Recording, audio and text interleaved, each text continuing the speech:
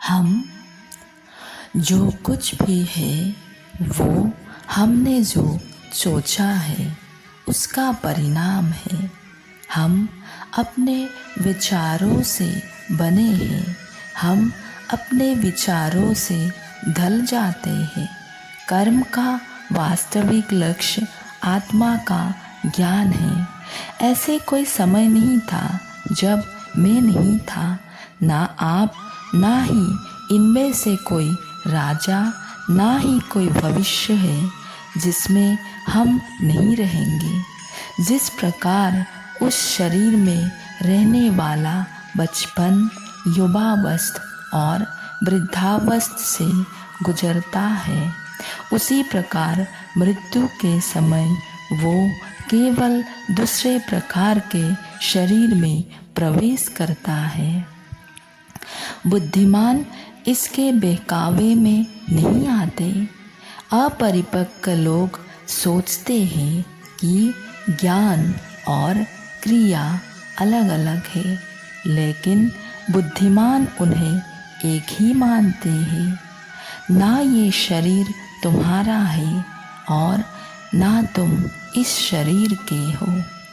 ये शरीर तो अग्नि, जल, वायु, पृथ्वी, आकाश से बना है और उसी में मिल जाएगा, परंतु आत्मा स्थिर है।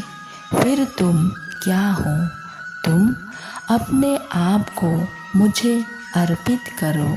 यही सबसे उत्तम सहारा है। जो इसके सहारे को जानते हैं वो भय, चिंता, शोक से सर्वदा मुक्त है। इच्छाओं में कमी ही खुशी की कुंजी है। जो पहले विष बन जाता है लेकिन अंत में अमृत जैसे स्वाद लेते हैं। ये सत्य का आनंद है जो स्वयं के साथ शांति से पैदा हुआ है। शांत, नम्रता, मौन, संयम और पवित्रता ये मन के अनुशासन है। कर्म मुझसे नहीं चिपके रहते क्योंकि मैं उनके परिणामों से जुड़ा नहीं हूँ।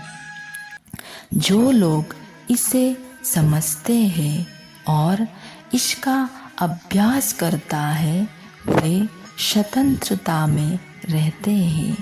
जो मनुष्य प्रकृति के गुणों से अनासक्त है और जो पूरी तरह से दिव्य ज्ञान में स्थित है, उसका कार्य पूरी तरह से प्रतप्त में विलीन हो जाता है। सभी स्वार्थी इच्छाओं पर काबू पाना पर्याप्त नहीं है।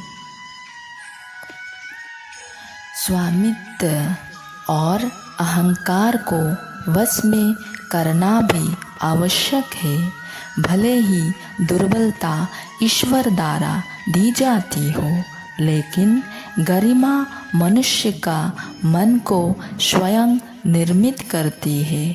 अंत में सभी आत्माओं को परमात्मा में मिल हो जाना ही यही तो आत्मा का अंतिम लक्ष्य है। अभी निराश मत हो क्योंकि तेरा वक्त कमज़ोर हो सकता है।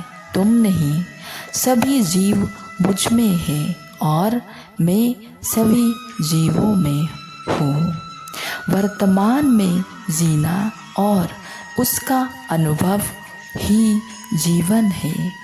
किसी और के जीवन को नकल की पूर्णता के साथ जीने की तुलना में अपनी भाग्य को अपूर्ण रूप से जीना बेहतर है। राधे राधे।